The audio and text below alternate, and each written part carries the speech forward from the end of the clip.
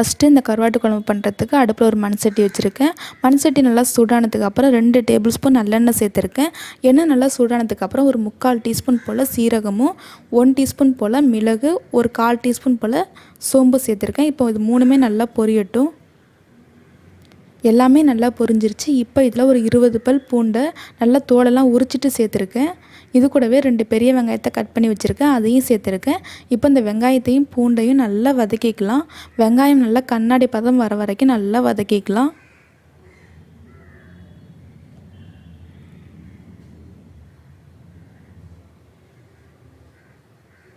வெங்காயம் நல்லா வதங்கிருச்சு. இப்போ இதில் தக்காளி சேர்த்துக்கலாம். தக்காளி பார்த்திங்கன்னா ஒரு 2 மீடியம் சைஸ் தக்காளியை கட் பண்ணி சேர்த்துருக்கேன். இந்த மாதிரி வெங்காயம் தக்காளியெலாம் வதக்கிட்டு நம்ம அரைச்சிட்டு குழம்பு வைக்கும்போது குழம்பு நல்லா டேஸ்ட்டாகவும் இருக்கும், நல்லா திக்காகவும் இருக்கும். பாருங்கள், தக்காளி நல்லா வதங்கிருச்சு. இது கூட ஒரு 2 டேபிள் ஸ்பூன் அளவுக்கு தேங்காய் துருவி வச்சுருக்கேன், அதை சேர்த்துருக்கேன். தேங்காய் சேர்த்து ஒரு 2 நிமிஷம் மட்டும் நல்லா வதக்கி விட்டுட்டு இப்போ இது நல்லா ஆறுனதுக்கு அப்புறம் ஒரு ஃபைன் பேஸ்ட்டாக அரைச்சிக்கலாம். இப்போ குழம்பு பண்ணுறதுக்கு அதே மண் சட்டியில் 1 டீஸ்பூன் போல் எண்ணெய் ஊற்றிருக்கேன். எண்ணெய் நல்லா சூடானதுக்கப்புறம் ஒரு 1/4 டீஸ்பூன் வெந்தயம் சேர்த்துருக்கேன். இது கூடவே கொஞ்சமாக கருவேப்பிலையும் சேர்த்துருக்கேன். இப்போ இந்த வெந்தயமும் கருவேப்பிலையும் நல்லா பொரியட்டும். பாருங்கள், நல்லா பொரிஞ்சிருச்சு. இப்போ காய் சேர்த்துக்கலாம். காய் பார்த்திங்கன்னா கத்திரிக்காய், முருங்கைக்காய், வாழைக்காய், உருளைக்கிழங்கு இது 4 சேர்த்துருக்கேன். இப்போ காய் சேர்த்து ஒரு 2 நிமிஷம் நல்லா வதக்கி விட்டுக்கலாம்.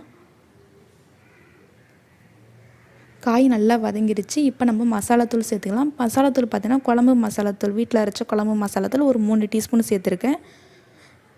இது கூடவே ஒரு 1/4 டம்ளர் அளவுக்கு தண்ணி ஊற்றிட்டு இந்த மசாலாத்தூளோட பச்சை வாசனை போகிற வரைக்கும் நல்லா வதக்கி விட்டுக்கலாம். அதுக்கப்புறமா நம்ம அரைச்சி வச்சுருக்கிற இந்த தக்காளி, வெங்காயம், தேங்காய்லாம் இருக்கு இல்லையா, அந்த பேஸ்ட்டை இதில் சேர்த்துக்கலாம். இந்த பேஸ்ட்டு சேர்த்து ஒரு 2 நிமிஷம் மட்டும் நல்லா வதக்கி விட்டுட்டு இப்போ குழம்புக்கு தேவையான அளவு தண்ணி ஊற்றிக்கலாம். அதுக்கப்புறமா இந்த குழம்புக்கு தேவையான அளவு உப்பு சேர்த்துக்கலாம்.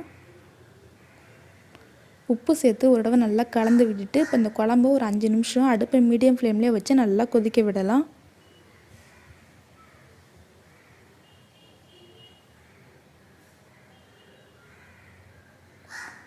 பாருங்கள், குழம்பு ஒரு 5 நிமிஷம் நல்லா கொதிஞ்சிருச்சு. இந்த மசாலாத்தூளோட ஸ்மெல்லாம் போய் காயெல்லாம் நல்லா வெந்து சூப்பராக ரெடி ஆகிடுச்சு குழம்பு.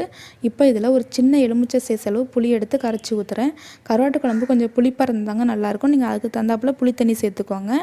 இது கூடவே நம்ம கருவாடையும் சேர்த்துக்கலாம். நெத்திலி கருவாடு நல்லா சுடு தண்ணியில் நல்லா ஊற வச்சு நல்லா வாஷ் பண்ணிவிட்டு சேர்த்துருக்கேன்.